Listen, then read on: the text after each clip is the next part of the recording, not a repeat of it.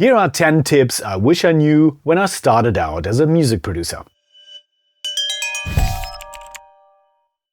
Number 1. The listening situation. A. Make sure that your listening position is in an equilateral stereo triangle and has equal space to the sides. B. Make sure that the scale of the speakers matches the size of the room. C. A carpet or your mom's blanket aren't acoustic modules, neither diffusers nor absorbers. Number 2. Use references when mixing. Take a song which is equal style and import it into your DAW. Make sure you have the levels matched and from time to time compare to free your mind and get it done. Number 3. The top-down mix. Before getting into detail, rather just pull up all levels and level it to a rough mix.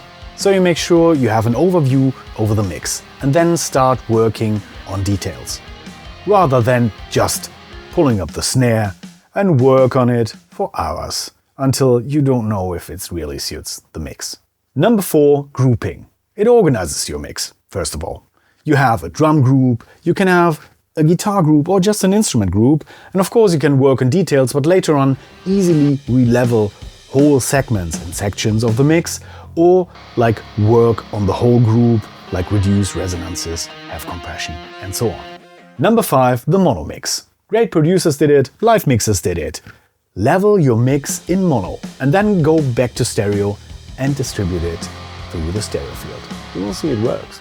Number 6. Spatial depth. If you have all your tracks stuck up in the front, try something like spatial depth by using a room, for example. If you have one center effect, which is a reverb, you can give different amounts of room onto some tracks and give the impression that they are behind each other. Some way in the back, some in the front. Number 7. Low cut on everything that doesn't need low end. For example, you have a synthesizer, very high. It is present in the mids. Cut the low end to make sure you don't have a rumbling or something colliding with the kick drum. Secondly, some hi-hat samples, even if they are just hi-hats, have low resonances. So check the analyzer and make sure you cut them out. Number 8. Keep your bass mono. If you have a DI and M signal of a played bass, don't spread it in stereo. You will end up having phase issues. Rather, go for a mono signal, which is equal loud on both speakers, to have it powerful, punchy and in the middle. Except if you're doing soundtracks for movies with escapes and large effects. Number 9. EQing instead of leveling. I know musicians tend to say, make this certain track louder or lower in level. But what about using an EQ and find the certain frequency that makes the track stand out?